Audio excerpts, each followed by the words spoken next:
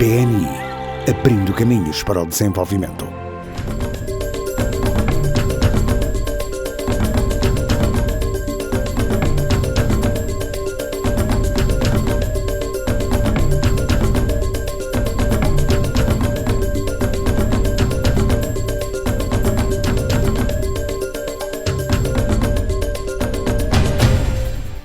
Boa noite, já está com o Semanário Econômico. Obrigado por estar aí e esperar por nós a esta hora. O setor privado mostra-se preocupado com a manutenção das restrições no que diz respeito à abertura das praias.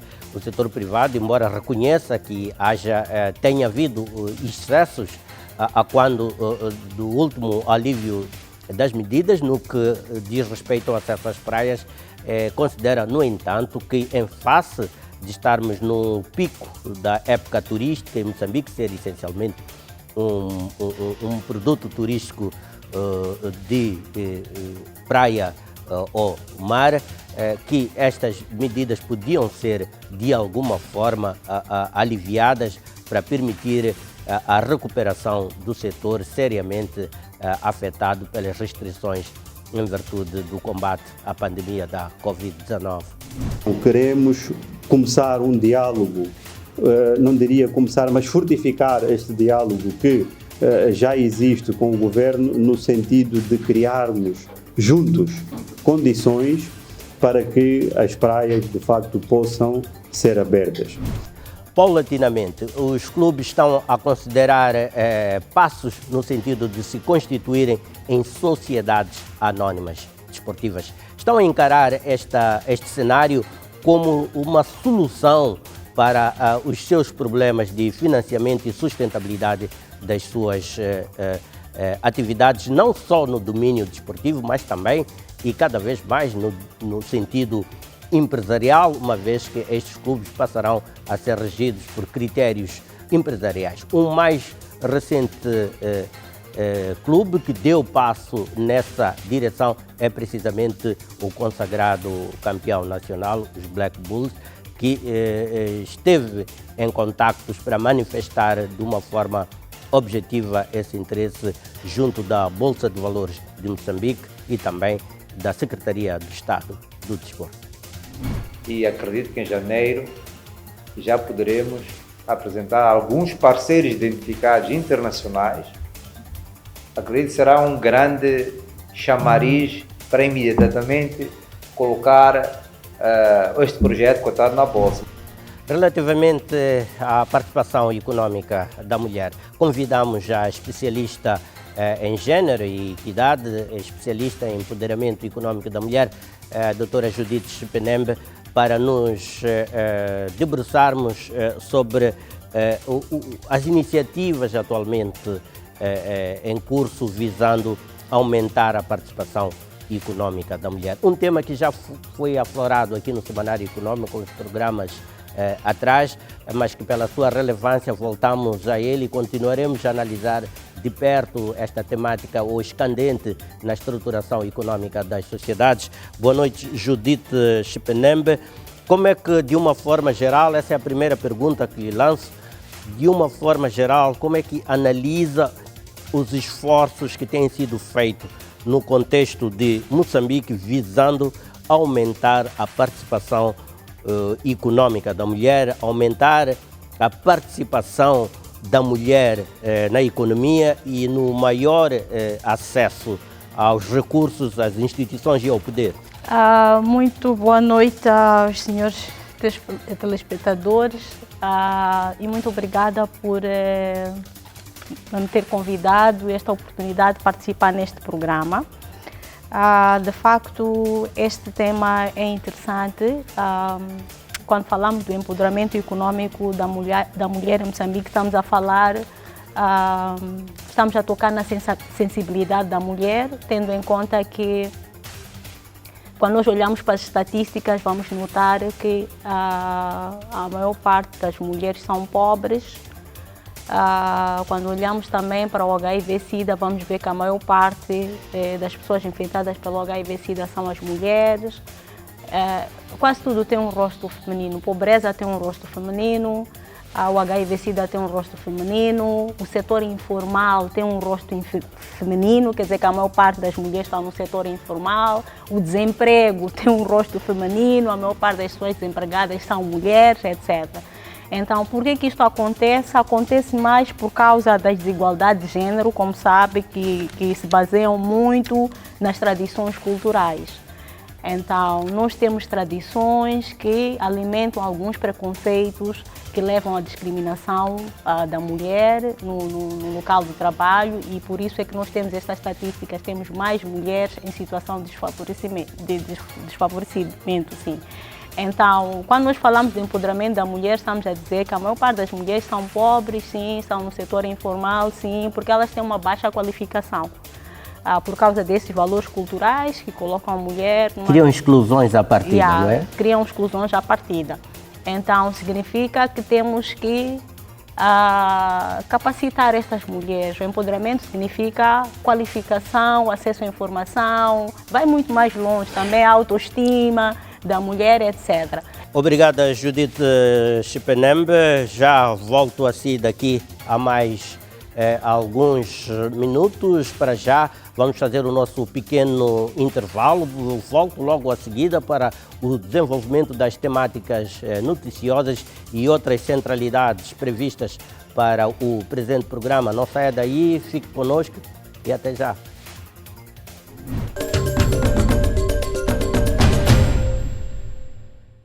Há um banco em Moçambique que abre caminho para o desenvolvimento do país. Ajuda Moçambique a andar para a frente, construindo as ligações para o futuro. Respeita o potencial dos recursos naturais, colocando-os ao serviço dos moçambicanos. Pulsa com a energia da nossa terra, fazendo-a crescer com mais eficiência. Semeia a esperança, preparando um futuro próspero. Promove a inovação, dinamizando a economia e criando novas oportunidades de negócio. BNI é o banco que faltava. É o banco que faz a diferença.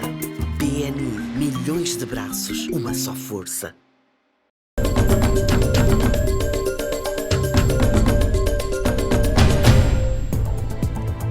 E vamos então às centralidades para este programa. Olhamos para o sistema financeiro, mais precisamente para o mercado bancário e mais concretamente para o Mozabanco, uma instituição de crédito com uma história recente, mas igualmente interessante de se seguir pelos acontecimentos mais recentes a que esta instituição, entretanto, esteve sujeita, e vamos perceber o ponto de situação do Mozabanco nesta altura. Mas também vamos aflorar sobre o mercado da CPLP, na sequência da ideia já lançada da criação de uma instituição de crédito multilateral ao nível da CPLP para financiar o desenvolvimento das economias, precisamente dos países integrantes da CPLP. E conosco está o presidente do Conselho de Administração do Mozabanco, Dr. João Figueiredo. Muito boa noite, bem-vindo ao Semanário Econômico. Tenho muito gosto de voltar a ter a oportunidade de conversarmos sobre o sistema financeiro, a sua praia, na verdade. Lanço desde já a primeira a questão. O Mozabanco está bem e recomenda-se, ou nem por isso, tendo em conta a história que se conhece, pelo que o banco passou, a intervenção que sofreu por parte do Banco de Moçambique, e as últimas informações a que tivemos acesso é que no ano passado já conseguiu fazer o break-even, apresentar resultados positivos. Mas diga-me, qual é o estado de saúde do Mozabanco nesta altura? Muito boa noite, João Carlos. É um prazer estar aqui novamente na TVM, é um prazer reencontrá-lo. Através de si cumprimento também os telespectadores. E, de facto, gostaria de dizer que fico-lhe grato por esta oportunidade para falarmos um bocadinho sobre alguns temas de interesse do sistema financeiro, nacional e não só, mas no que concerne ao Mozabanco, deixe-me dizer-lhe que, de facto, depois de um período complexo, diria que desde 2016 atravessamos um momento que se conhece, um momento que foi provocado, digamos, por alguma crise dos rastros económicos e financeiros, dos rastros prudenciais que o banco atravessava, e, na altura, o Sua Excelência, o Governador do Banco Central, determinou a intervenção por parte do Banco de Moçambique na instituição. Nessa altura fui convidado para gerir o banco numa perspectiva de que era importante salvaguardar o interesse dos nossos depositantes, dos nossos clientes e também, em simultâneo, procurar evitar, caso fosse a situação, aquilo que nós designamos no sistema financeiro por risco sistémico, uma vez que o banco já tinha alguma dimensão e poderia provocar uma crise que, por osmose, passasse para outras instituições. Eu diria que foi um processo doloroso, mas ambicioso. Ambicioso porque tínhamos um bebé nas mãos e tínhamos que o fazer renascer, dando alma àquilo que foram os fundamentos dos criadores deste bebé, mas procurando sair da crise. Era um bebé que entrou, digamos assim, em estado de crítico, que precisasse de reanimação. Esteve o banco, usando aqui a gíria da medicina, na unidade de cuidados intensivos e já saiu dessa situação, ou não era tão grave assim? Vamos lá ver, o bebé nasceu bem, começou por crescer bem, mas infelizmente na vida, por várias razões, por vezes nem tudo corre como nós queremos. E algumas razões internas, outras externas, enfim. A verdade é que necessitou de ir para os cuidados intensivos. E nós, desde cedo, procuramos encontrar uma solução que resgatasse a confiança dos nossos clientes. Porque, no fundo, a razão de ser da instituição é a confiança que os clientes têm para connosco. E muito cedo, logo em 2017, com a operação de capitalização que o banco imprimiu, o banco fez um aumento de capital de cerca de 8,1 bis, que em junho de 2017, que foi totalmente subscrito por um novo acionista, a Coenha, que é, como sabe, é a entidade do Fundo de Pensões dos Trabalhadores do Banco de Moçambique. Portanto, nessa altura, houve logo um grande voto de confiança, porque uma injeção de capital desta dimensão significa que há quem acredite na instituição. Depois era preciso materializar essa devolução da confiança, era preciso materializar nos nossos clientes. Fizemos um périplo pelo país inteiro, conversamos com os nossos principais clientes, agentes de empresas, agentes particulares, com todos os stakeholders da empresa e procuramos entregar-lhes aquilo que era a nossa proposta de valor, o que é que nós considerávamos que era importante e procuramos devolver esta confiança aos nossos clientes. E eles tiveram uma resposta muito positiva. Nós crescemos nos depósitos, nós crescemos nos recursos, no crédito, crescemos na nossa atividade. Hoje somos o terceiro maior banco em termos da rede de retalho. Temos uma rede com cerca de 60 balcões. Não nos limitamos apenas aos nossos balcões. Nós também temos uma grande aposta no mundo digital, já falaremos sobre isso, mas de qualquer das maneiras dizer-lhe que, passados estes anos, em 2019, acabamos por inaugurar a nossa nova sede. Depois de, em 2018, termos uma grande e profunda operação de reestruturação de capital que ganhou um prémio do The Bankers. Nós, em 2018, aumentamos o capital por via de uma operação mais complexa que fez com que a Arise é um equity fund da Norfund, Rabobank e FMU. Essa instituição, quando decidiu entrar no capital do Mosabanco, decidiu entregar ao mercado um grande voto de confiança. Não é em qualquer instituição bancária que uma instituição como esta... Então, João Figueiredo, já vamos perceber em que é que se traduz esse voto de confiança, esse valor que foi entregue, digamos assim, ao mercado através desta estruturação de capital do Mosabanco. Já lá vamos então, as questões iniciais de uma entrevista para acompanhar mais adiante na presente edição. Até lá, deixo-lhe ficar com as manchetes preparadas para os títulos informativos da presente edição. Até já.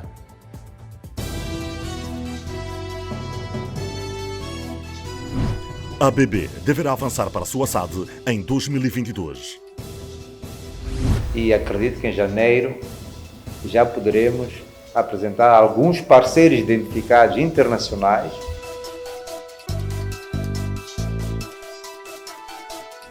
Setor do turismo quer todos os trabalhadores vacinados para devolver a confiança e recuperar o que foi perdido com a pandemia.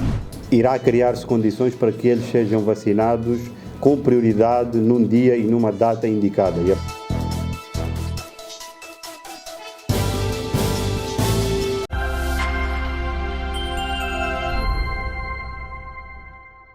Se nós falamos de industrialização, obviamente nós estamos a dizer que, olha, queremos sair de um cenário que nós todos reconhecemos que ele não está a trazer os resultados que nós queremos, né? Para um cenário novo, onde já temos uma posição ótima como economia, portanto temos uma industrialização que vai trazer benefícios que o país precisa, né? Então aí tem que haver um consenso comum, tem que haver uma visão do país. Como é que nós queremos industrializar o país?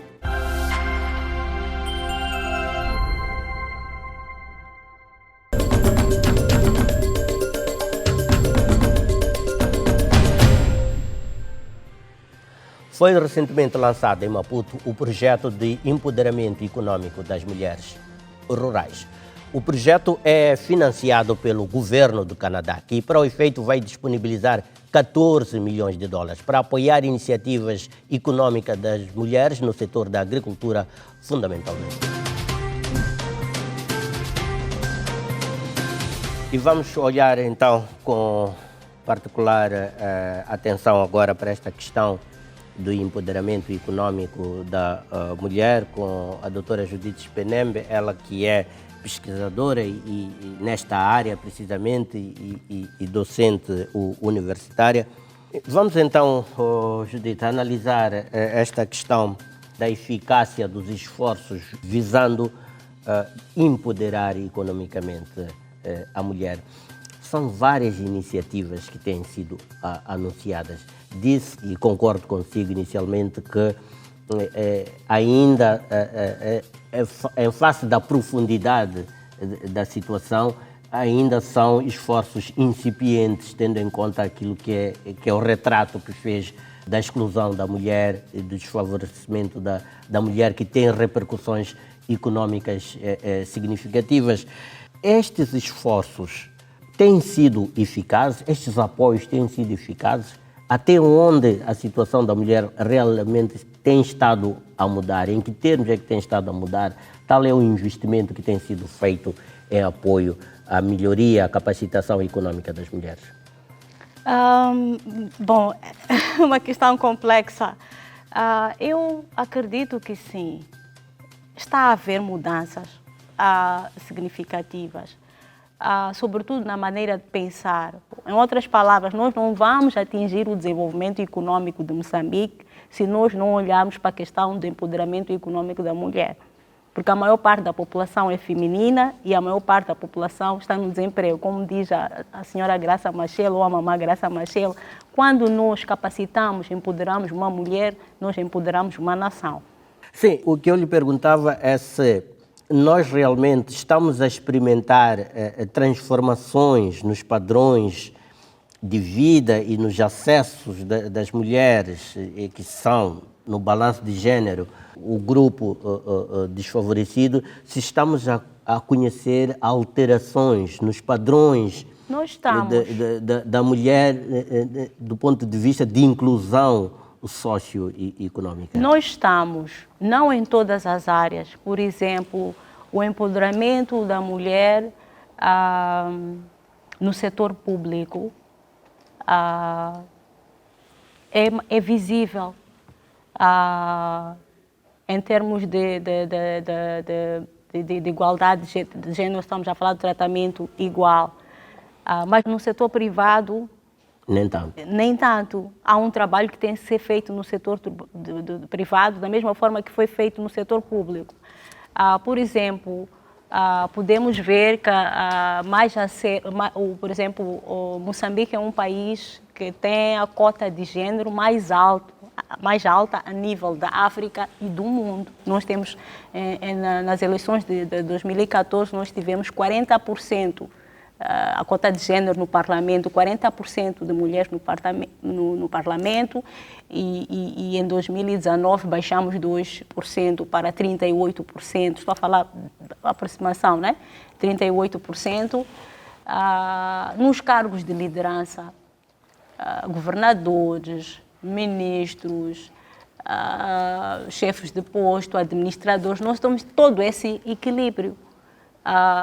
Podemos dizer, ao nível da liderança, nós temos um número significativo.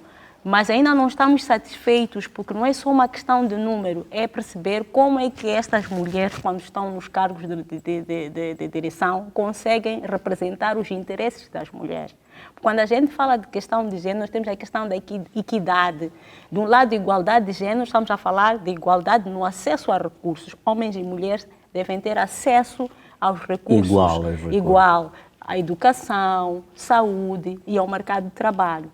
Mesmo a terminar, e no meio rural, por exemplo, tivemos o pretexto que nos conduziu a esta conversa, tem um apoio para o empoderamento econômico das mulheres rurais, sobretudo no setor da agricultura.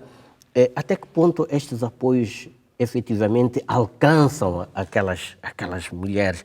Em algum momento já se fez uma avaliação que tenha conhecimento, que avalie esta eficácia? Qual é a sua opinião sobre isto? A situação da mulher no meio rural é bem mais grave, porque quando a gente fala da baixa qualificação no meio rural é muito maior. E sobretudo porque a maior parte das mulheres estão na agricultura familiar.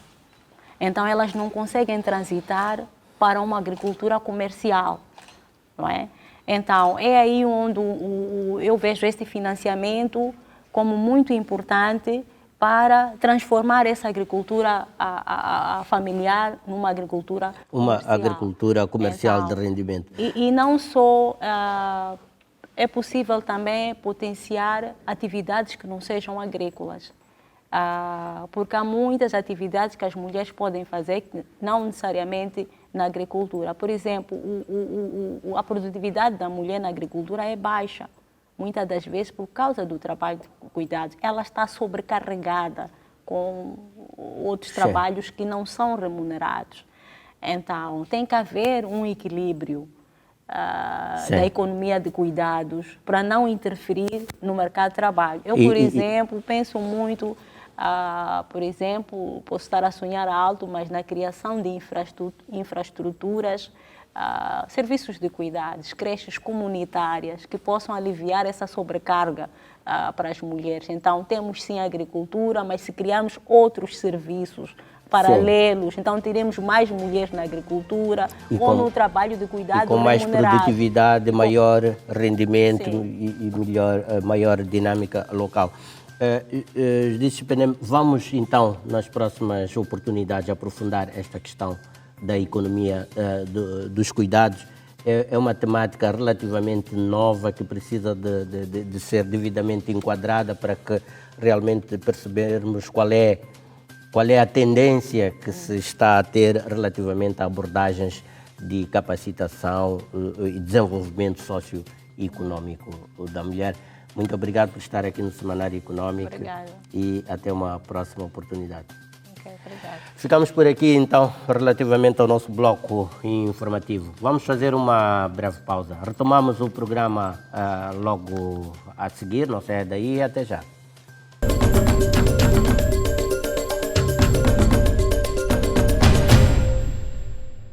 Há um banco em Moçambique que abre caminho para o desenvolvimento do país. Ajuda Moçambique a andar para a frente, construindo as ligações para o futuro. Respeita o potencial dos recursos naturais, colocando-os ao serviço dos moçambicanos. Pulsa com a energia da nossa terra, fazendo-a crescer com mais eficiência. Semeia a esperança, preparando um futuro próspero. Promove a inovação, dinamizando a economia e criando novas oportunidades de negócio. BNI é o banco que faltava. É o banco que faz a diferença.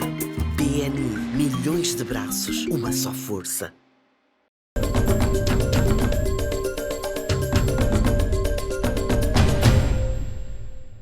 Depois do Clube 1º de Maio, do Estrela Vermelha, agora são os Black Bulls que tomaram passos concretos no sentido de virem-se a constituir a breve trecho em Sociedade Anônima Desportiva. A manifestação de interesse nesse sentido foi apresentada à Bolsa de Valores de Moçambique e também à Secretaria do Estado do Desporto, que na ocasião receberam do presidente da instituição os termos pelos quais esta coletividade desportiva pretende abraçar este segmento, esta perspectiva empresarial para esta coletividade desportiva. O clube já tem um investimento significativo com ativos importantes que pretende capitalizar para dar sustentabilidade e crescimento a este clube que, na verdade, tem uma história desportiva muito recente e acaba até mesmo de se sagrar pela primeira vez campeão nacional de futebol. A tendência internacional no que concerne à industrialização do desporto é de constituição de sociedades anónimas desportivas, como viaduto de fluxos de capital necessários para financiar as agremiações desportivas, dando-lhes mais capacidade ao nível de gestão, viabilidade, rentabilidade e crescimento continuado, consistente e duradouro. A Secretaria do Estado do Desporto e a Bolsa de Valores de Moçambique visitaram a Associação Black Bulls nesse contexto, buscando recolher melhor informação sobre as ideias, projetos e investimentos já realizados pelo clube. Dessa forma, iniciar com os primeiros passos conducentes à criação da Associação Black Bulls Sociedade Anónima Desportiva. Efetivamente, a legislação itinente ao regime jurídico das sociedades anónimas desportivas em Moçambique existe há 6 anos, mas até o momento não existe nenhuma SAD constituída em Moçambique. Tudo está ainda a nível das intenções, mas mesmo nesse aspecto são muito poucos os clubes, não chegando a 4, que demonstraram algum interesse em ter uma SAD. Nós temos uma informação muito positiva a respeito da ABB, não só do ponto de vista de discursos, de narrativas, mas em termos práticos. Valeu só entrarmos e em 10 minutos constatamos todo o esforço que está sendo feito e é preciso saudar isso, é preciso acarinhar todos os clubes que fazem as coisas como deve ser. Tomara nós que tivéssemos muitos outros clubes a fazerem isso, naturalmente que seria o descolar do nosso futebol para outras envergaduras, para outras dimensões, para outra musculatura, que é o que nós pretendemos.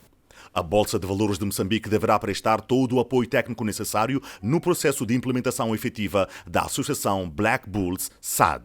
E nós estamos disponíveis como instituição e temos a vantagem, é uma instituição pública, é um instituto, e temos uma equipa, temos juristas, auditores que apoiam as empresas e, neste caso, a transformar-se numa sociedade anônima desportiva. É uma empresa. Aquilo até vai se desligar da outra parte, vai ser uma empresa para gerir esta componente através de uma SAD, e nós temos equipas dedicadas que vai dar todo o apoio necessário. A questão da viabilidade é fundamental. Repetiu várias vezes aqui, o professor Conceição também repetiu a questão da sustentabilidade. Aqui falava um pouco da continuidade. E um dos grandes gargalos das empresas não é só das SADs, é a estratégia de continuidade. Mesmo na sua família, quem depois fica? A sucessão. A estratégia de sucessão. Como é que isto fica? Então, isto é muito importante, preparar quadros, pessoas para poderem gerir. Pela parte da Associação Black Bulls, a constituição de uma SAD é uma prioridade e faz parte da estratégia do clube. E entendemos que para a constituição de uma SAD e passar para ser cotado na Bolsa, e para se tornar apetecível, é preciso que aconteça algo também atrativo. Neste momento temos o campeonato, que é logo a partida um marco significante, e sobretudo nas condições que acontece, como seu primeiro ano no Moçambola, e ganhar o campeonato é uma mais-valia. Mas mais do que isso, que eu posso considerar que é a parte esportiva, mesmo em termos de visão futura, financeira, possa vir trazer retorno e uma segurança para quem quer investir, é preciso que aconteça alguma coisa para cativar ou motivar quem quer que seja a meter dinheiro no projeto. O líder da Associação Black Bulls referiu-se ao adiantado do processo da SAD do clube e promete resultados mais concretos já no início de 2022. É preciso que tenha algo documentado e que possa atrair o investidor. Isso já está em curso. Esse trabalho termina agora em dezembro. E acredito que em janeiro já poderemos apresentar alguns parceiros identificados internacionais, que o parceiro que for a mostrar-se interessado no projeto e assina-se um acordo de parceria, acredito que será um grande chamariz para imediatamente colocar este projeto cotado na Bolsa.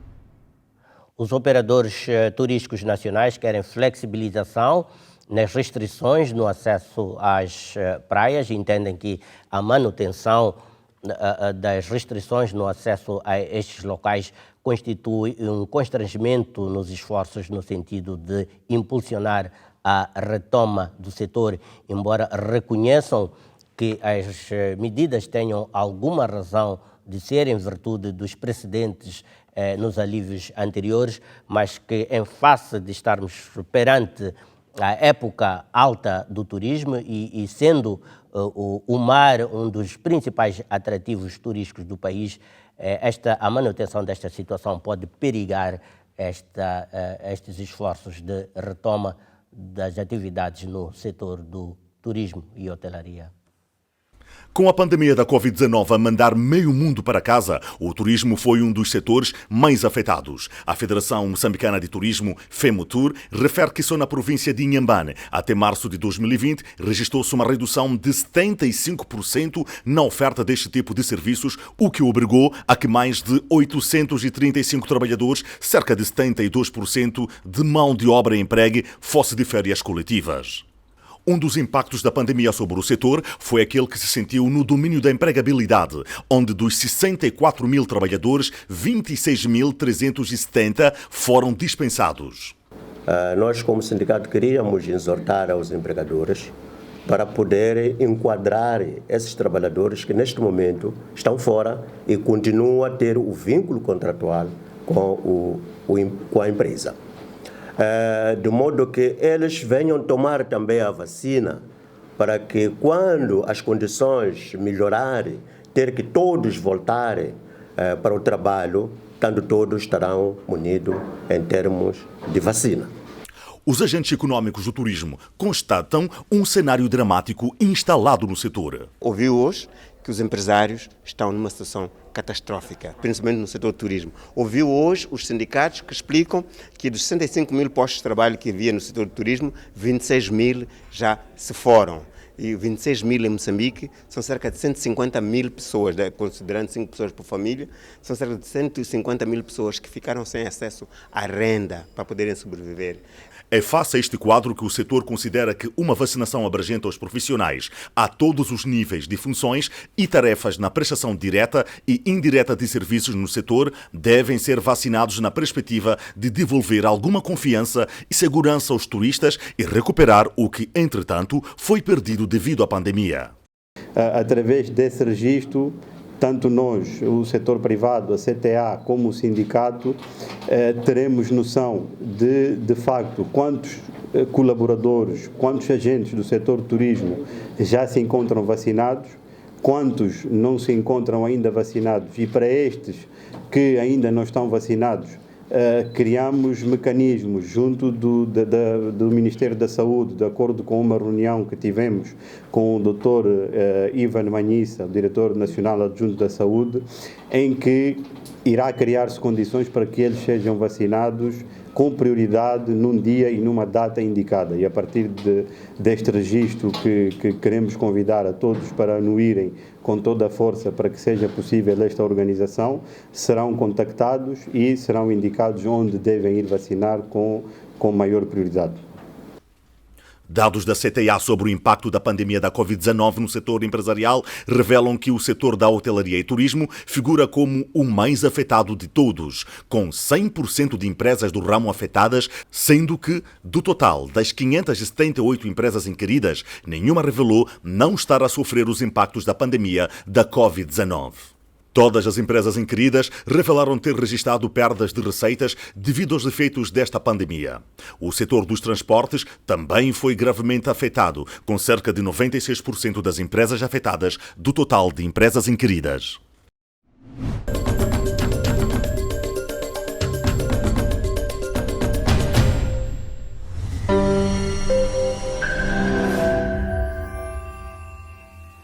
Penso também que a forma como aqui em Moçambique se tem procurado conciliar a proteção da saúde das pessoas, ao mesmo tempo que se mantém um nível de atividade económica relativamente normal, ou tão normal quanto possível, tem sido fundamental também para não agravar ainda mais esses graves problemas sociais. E devo dizer que este equilíbrio é um equilíbrio muito difícil de alcançar e, portanto, penso que a forma como em Moçambique têm vindo a ser adotadas várias medidas que garantem, por um lado, que existem restrições para limitar o contágio, por outro lado, tentar que essas restrições não sejam demasiado lesivas da economia, por forma a que as coisas possam continuar a funcionar tão normal quanto possível. Portanto, eu acho que isso tem vindo a ser conseguido e é um aspecto que apraz realçar.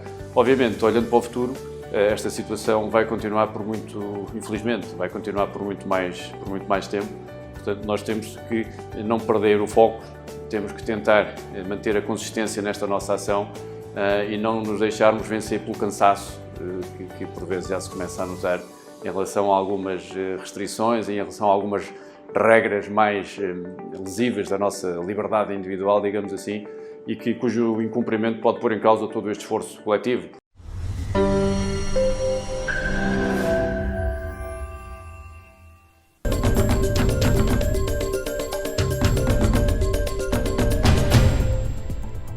E voltamos então à conversa de fundo para esta edição com o Dr. João Figueiredo, Presidente do Conselho de Administração do Mozabanco. Doutor, retomamos a nossa conversa. Percebi o enquadramento que nos fez logo no início, mas é importante aprofundar e compreender melhor alguns aspectos, designadamente depois da intervenção que a instituição foi sujeita por parte do Banco de Moçambique. Que situação, do ponto de vista concreto dos indicadores de desempenho e de estabilidade do banco, o Moza hoje nos apresenta, de tal forma que possa traduzir-se numa realidade de instituição de crédito fiável e que possa emprestar ou investir segurança em todo o sistema bancário nacional, não só para os vossos clientes? João Carlos, a primeira grande nota que lhe posso dar nesta matéria, o melhor indicador económico e financeiro de uma instituição é aquele que é traduzido pela confiança dos clientes. Quando os clientes dizem sim à instituição, e dizem sim, não dizem sim por dizer sim, dizem sim, não é pelos lindos olhos do CEO ou do chairman ou do diretor do banco ou do gerente do balcão, dizem sim porque acreditam e porque o banco tem, de facto, prestado um serviço, tem de facto respondido aos anseios dos seus clientes. Mas, efetivamente, o Moza terá chegado a perder clientes, a perder confiança junto do mercado? Houve prejuízo nesse sentido? Houve, sim. Quando há uma intervenção, imediatamente há uma reação do mercado. Isto não é exclusivo de Moçambique nem do Mozabanco. Qualquer banco a nível mundial, quando passa por uma crise como aquela que nós passamos, tem obviamente um reflexo imediato. O mercado reage de imediato, mas depois a recuperação vai ser determinada pelo grau de confiança que você consegue devolver ou não ao mercado. Pois, e era nesse sentido que íamos. E foi isso que nós conseguimos devolver. Obviamente que não podemos dizer que os rastros económicos e financeiros da instituição estão todos num patamar já altamente recuperável. É preciso não esquecer que estes processos de recuperação, e veja casos que existem em todo o mundo, estes processos de recuperação têm o seu tempo de maturidade, têm o seu tempo de recuperação. E eu diria que 4 a 5 anos é o tempo mínimo para isto. Ainda assim, o Mozabanco, devo-lhe dizer, que no ano passado conseguiu atingir o break-even. Porque se continua a precisar de aumentos de capital, porque estamos a crescer na nossa atividade. Em 3 anos, mais ou menos. Em 3 anos, mais ou menos. E repare, mas acima de tudo, por exemplo, em 2020, os depósitos, os recursos do banco, cresceram em 20%. O que é que isto significa? Que houve depositantes que acreditaram no banco, de tal forma que os seus recursos foram aplicados em mais 20% na instituição. Mas isto foi resultado de quê? Para além desta intervenção por parte do Banco de Moçambique, foi resultado de quê do ponto de vista de ações do próprio Mozabanco? Olha, em primeiro lugar, deixe-me dizer, foi resultado de uma clarividência por parte dos nossos acionistas que determinaram uma estratégia muito clara. E eu, quando digo os nossos acionistas, digo todos os nossos acionistas, os fundadores, os que entraram depois. Portanto, este grupo de acionistas trabalhou no sentido de, em coletividade com a gestão do banco, procurarmos imprimir uma estratégia que fosse consistente com o momento que atravessávamos. É preciso não esquecer que essa estratégia, ao longo do tempo, também acabou por ter algumas vicissitudes. O próprio país e o mundo de 2016 a 2021 conheceram fenómenos perfeitamente inéditos. Nós tivemos fenómenos catastróficos como o Idai e o Kenneth, com consequências muito graves no tecido empresarial já de si frágil que nós temos no país. Nós tivemos fenómenos como os dissidentes, as dissidências que tivemos de conflitos armados no centro do país, com, mais uma vez, impactos muito fortes no tecido empresarial no centro do país. Imagina uma empresa de transportes operar no centro do país que ficou inibida de trabalhar e, no entanto, tem um investimento grande, tem uma dívida grande para com a banca. Tudo isto aconteceu dentro de 2016 e 2021. E Moza consegue em contraciclo... E consegue em contraciclo, não obstante ainda termos tido o fenómeno do Covid-19, que é um fenómeno a nível internacional, inédito, que todos estivemos a aprender. Não obstante tudo isto, o Moza conseguiu encontrar o ponto de inflexão para virar e ascender a uma curva positiva. Isto significa... Portanto, nós podemos aqui andar a deambular à volta de rastros económicos e financeiros, mas o importante é perceber que, não obstante um conjunto de fatores exógenos ao banco, quer domésticos do ponto de vista da economia nacional, quer do ponto de vista internacional, que foram adversos à recuperação do banco, o banco conseguiu ainda assim colocar-se numa posição de franca recuperação. Em 2018, a Arise adquiriu 29,8% das ações do banco, passando a integrar a estrutura acionista do banco. No mesmo ano, o Moza materializou o objetivo da aquisição de 100% das ações do então Banco Terra de Moçambique, concretizando assim uma fusão, uma espécie de fusão entre o Moza Banco e o Banco Terra. O que isto representou do ponto de vista da consolidação do banco e qual foi a estratégia por detrás desta aquisição ou fusão com o Banco Terra? Bom, a estratégia tem a ver, primeiro, com dois temas que eu acho que são fundamentais. O primeiro grande pilar, eu diria, que foi trazer para a nossa estrutura acionista um importante parceiro da indústria bancária. A Arise, que, como lhe disse, é um equity fund da Norfund, Rabobank e FMO, é uma instituição que está investida noutros países da região da África Austral, onde tem investimentos no setor bancário, no setor financeiro. E, portanto, consegue trazer para dentro da estrutura do Moza Banco a sua experiência, o seu know-how, uma experiência internacional, uma experiência reputacional, uma experiência comercial, uma experiência de gestão de risco, que é importante para nós, enquanto Banco Nacional, bebermos um bocado dessa experiência internacional. Este é um dos pontos fundamentais. Porque é que a Arise veio? Nós não trouxemos a Arise para dentro da estrutura acionista do banco porque precisávamos de um parceiro financeiro. Trouxemos porque precisávamos de um parceiro de tecnologia, um parceiro na área de gestão de risco. Por outro lado, é preciso, e é importante que se diga, que o Banco Terra, quando absorvemos, vem um bocadinho no plano daquilo que nós consideramos ser o nosso ADN. Nós dizemos que nós somos um banco relacional, o que significa que colocamos a relação antes da transação, o que significa que primeiro queremos desenvolver uma relação com o cliente e depois, sim, as transações serão consequências desta relação, mas também dizemos que somos um banco universal comercial de retalho. Isto significa que um banco universal é um banco que toca vários segmentos do mercado.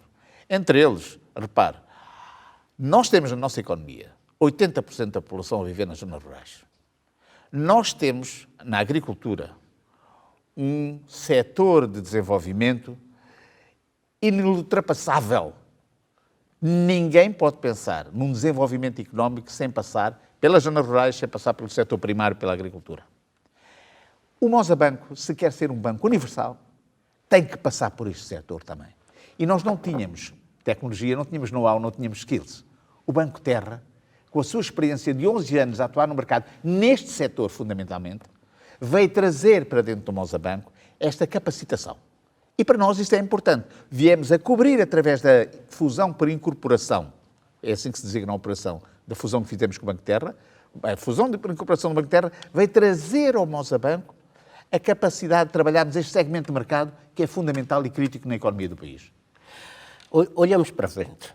Qual é o futuro que está a visualizar para o Moza Banco e quais são os principais, digamos assim, desafios que o banco, ou prioridades que o banco vai se focar nos próximos tempos? Olha, nós continuamos a ver no ser humano o fator número 1 da nossa relação. sendo o fator número 1 da nossa relação, é o fator primeiro do foco da nossa atividade. Nós inspiramos-nos no cliente e naquilo que são as suas necessidades, aquilo que são os seus anseios para desenhar os nossos produtos e serviços. E é isso que queremos fazer daqui para a frente, com qualidade, com excelência, com rigor. E iremos fazê-lo continuando a ter uma boa rede de retalho, continuando a ter uma boa rede de balcões, mas iremos fazê-lo também por via da exploração de outros canais digitais. Devo dizer que o Mosabanco foi o primeiro banco a começar a transacionar debaixo de uma plataforma de WhatsApp, que é o WhatsApp. Devo dizer que é o primeiro banco a fechar um acordo de interoperabilidade com as 3 telefonias móveis, a M-Pesa, com a M-Cash, com a Imola. Estamos a desenhar produtos específicos para trabalhar com eles. E isto é tão importante quanto isto.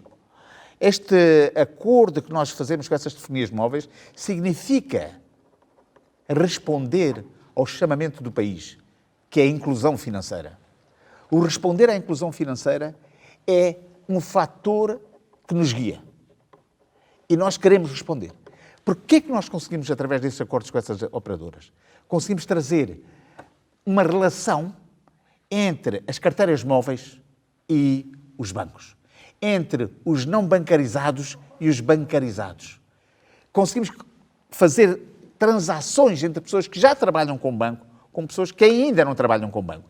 E a partir daí vamos bancarizá-lo com esta relação. E vamos conseguir trazer mais gente para dentro do sistema financeiro. Sabe que o país também se desenvolve muito pelo nível da poupança que conseguir trazer para o sistema financeiro. E essa poupança é determinada também pelo nível de inclusão e de bancarização que você consegue fazer.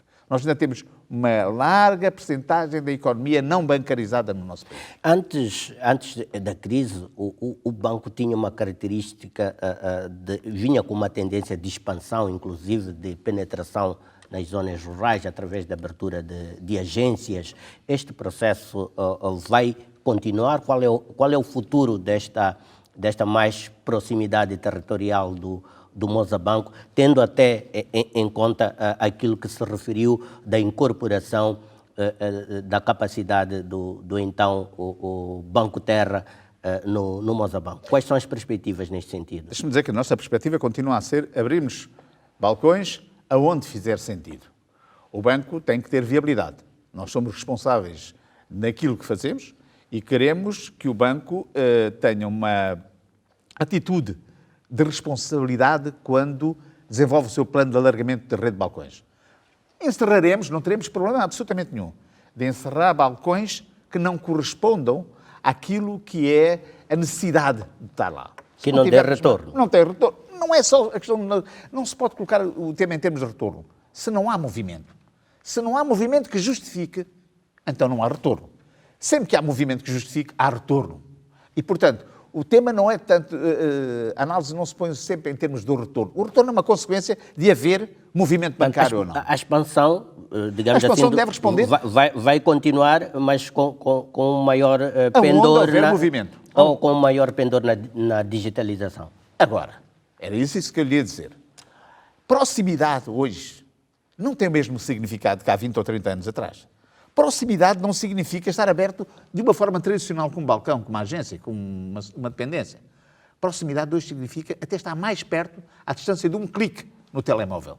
E à distância de um clique no telemóvel, os faz por via da digitalização. E aí devo-lhe dizer que um dos 4 pilares fundamentais de desenvolvimento do nosso plano de negócios passa pela inovação tecnológica, pela aposta forte nas plataformas e nos produtos no mundo da digitalização. E vamos ter algumas novidades concretas nesse sentido, em termos de produtos e serviços? Eu hoje tenho um papel no banco que sou chairman. Nós temos uma comissão executiva, temos um presidente da comissão executiva e esses temas mais operacionais em momento oportuno, são liderados pela nossa comissão executiva, pelo nosso CEO. Esta entidade nos dará a conhecer. Com compreendemos esse ponto. Viremos a página agora para falarmos de uma perspectiva mais, digamos assim, internacional, que tem que ver com o mercado da CPLP. O Dr. João Figueiredo liderou uma equipe de especialistas ao nível da CPLP que se debruçou sobre a ideia da criação de uma instituição de crédito multilateral para financiar o desenvolvimento das economias da CPLP, uma espécie de banco de desenvolvimento da CPLP. Em que ponto é que está esta ideia e qual foi a receptividade que teve e o que é que motivou fundamentalmente esta iniciativa? Bem, em primeiro lugar, deixe-me dizer que este é um tema que está hoje na agenda do dia, porque a presidência da GPLP hoje, que está em Angola, voltou a reacender o tema. Eu, de facto, no ano de 2015, cerca de 2015, 2016, alguns por aí, fui convidado pelo presidente da Confederação Empresarial do GPLP, o Dr. Salim Abdullah, que aproveito para o cumprimentar também. Fui convidado para fazer o anteprojeto deste Banco de Desenvolvimento para o GPLP. Nós reconhecemos que o GPLP é uma comunidade muito importante do ponto de vista linguístico, do ponto de vista cultural e, por que não, ambicionar sê-lo também do ponto de vista económico. Somos uma comunidade hoje com cerca de 270 milhões de habitantes, incorporando 9 países em 4 continentes diferentes, com um tecido empresarial já significativo, com um leque de oportunidades em diferentes setores de atividade, como energia, transportes, infraestruturas, agricultura, um conjunto de setores. Eu diria que todos os setores que estão na economia global. Porque cada país tem mais tendência para um setor do que para o outro. Há uns que são mais globais, outros são mais especializados, mas a verdade é que nós somos todos esses setores dentro dos nossos países CPLP. E, se reparar, os nossos países do CPLP também podem ser uma porta de entrada para agentes económicos e para outras instituições financeiras entrarem noutras comunidades. Nós temos a SADC, nós temos a Mercosul, onde estão os nossos países do CPLP representados. Eu tenho muito orgulho em dizer que, de facto, o anteprojeto deste Banco de Desenvolvimento foi feito por um moçambicano. Tenho muito orgulho em dizer, mas devo clarificar uma coisa. Tem havido alguma confusão entre ser um banco de investimento ou um banco de desenvolvimento. Eu queria deixar isto bem claro. A ideia que me foi pedida pela comunidade empresarial, pela Confederação Empresarial do GPLP, foi de um banco de desenvolvimento. Um banco de investimento é um banco que está mais numa esfera um pouco diferente. É um banco que está preocupado em montar operações e participar como banco de investimento. O Banco de Desenvolvimento tem que ter outras preocupações. E as nossas preocupações vão para além daquilo que é o financiamento puro. As nossas preocupações vão para, eu diria que, 3 pilares fundamentais. Primeiro, tem que ser um banco que contribua para a aposta no desenvolvimento das infraestruturas dos países. Segundo, que seja um banco que se preocupe com o crescimento económico, dando empowerment aos nossos agentes económicos, às nossas empresas, ajudando-as a crescer nas nossas economias. E terceiro, tenha preocupações de desenvolvimento social também. Ou seja, que nem sempre crescer significa desenvolver e nós temos que ter preocupações de desenvolvimento. E um banco desta natureza traz muitas vantagens para a comunidade.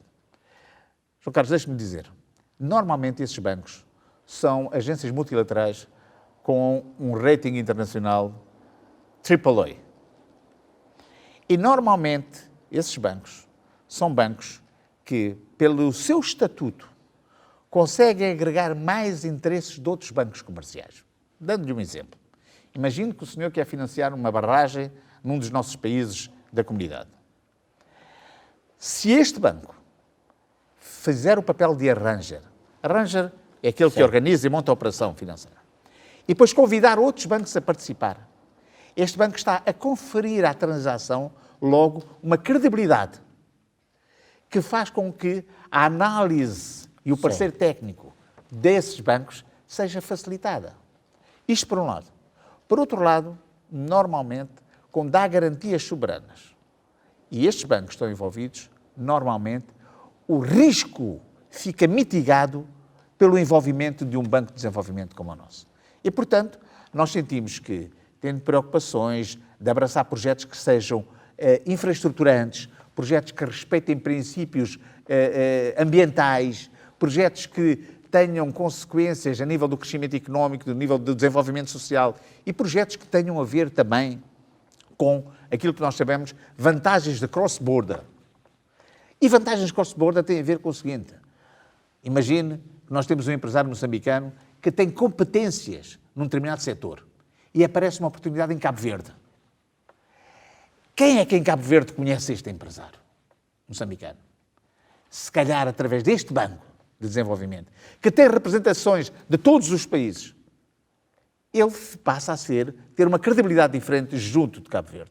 Então, ajuda no networking. Portanto. Nós julgamos que é muito importante. No plano prático, Dr. Figueiredo, há racionalidade, há viabilidade para esta instituição? Antes de tudo, quer dizer, estávamos aqui a ver do ponto de vista dos princípios e das teorias, não é? Mas descendo para o plano prático, quais são as condições críticas de viabilidade desta instituição que está a ser pensada? A primeira, antes de todas, é o compromisso político. Não é possível concebermos a criação de um Banco de Desenvolvimento com estágios tão díspares de desenvolvimento económico dos países que estamos a falar, porque nós temos, e temos que aceitar, a realidade dos factos é que temos estágios muito diferenciados entre nós. Não é possível constituirmos um Banco de Desenvolvimento verdadeiramente ambicioso do ponto de vista territorial, de cobertura territorial, se não houver um compromisso político. Este compromisso político tem que assentar naquilo que é solidariedade emanada por uma história comum, por uma língua comum, por uma cultura comum. Tendo por pressuposto esta irmandade, é preciso que, ao mais alto nível, os decisores políticos assumam esta vontade de criar e desenvolver uma comunidade, para além de comunidade de língua, uma comunidade empresarial, uma comunidade económica. E este compromisso faz-se através da subscrição e de uma definição de estatutos que seja clara nos seus objetivos em termos de qual vai ser o programa de intervenção deste banco. E faz na forma como nós iremos definir o governance do banco e na forma como as ações irão ser subscritas. Nós julgamos que devem ser subscritas 3 a 4 tipos de classes de ações. Uma classe A destinada a governos, que devia ter cerca de 25% do capital social, devia ser destinada a governos, aos Estados membros, através dos governos dos bancos centrais ou através dos Ministérios das Finanças. Julgamos que devia haver depois uma classe B, destinada para instituições multilaterais que até podem não fazer parte do nosso espaço. Imagine, no nosso espaço económico, um BEI, um Banco Africano de Desenvolvimento. Depois reservaríamos 25% para bancos de desenvolvimento da nossa comunidade do CPLP e, por último, 25% para bancos comerciais. Os bancos comerciais dos nossos países era muito importante que subscrevessem também ações.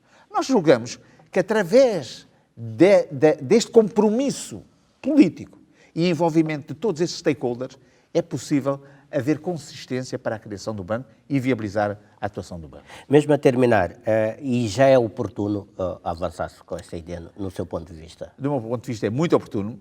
Eu estou convencido que a presidência que nós temos agora de Angola, com a forte cooperação e colaboração da Confederação Empresarial do CPLP, irá muito em breve trabalhar no dossiê e nós estamos disponíveis para dar os nossos contributos, como sempre estivemos. Quais são os passos seguintes? Os passos seguintes serão a decisão política por parte dos diferentes governos.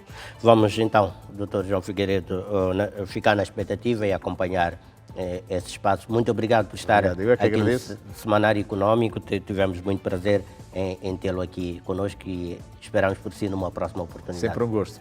Ficamos então por aqui relativamente a este tema de fundo. Hoje analisamos a situação e a tendência do Mozabanco, mas também olhamos para as ideias existentes relativamente à criação do Banco de Desenvolvimento ao nível da CPLP, com o nosso convidado, o presidente do Conselho de Administração do Mozabanco, Dr. João Figueiredo. Vamos agora para uma curta pausa, retomamos o programa já a seguir. Não saia daí, até já.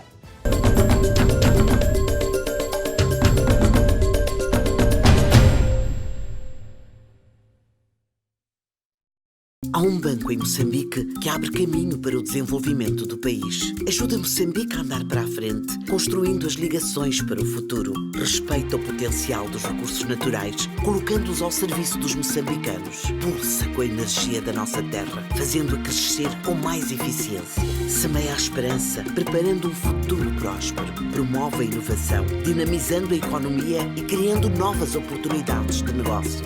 BNI é o banco que faltava. É o banco que faz a diferença. BNI, milhões de braços, uma só força.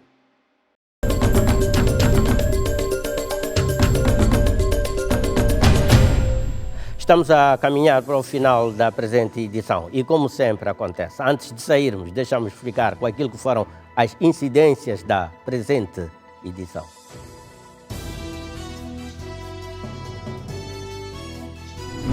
A ABB deverá avançar para a sua SAD em 2022.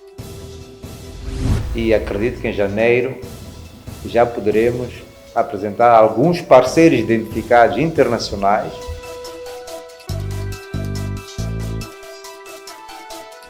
Setor do turismo quer todos os trabalhadores vacinados para devolver a confiança e recuperar o que foi perdido com a pandemia.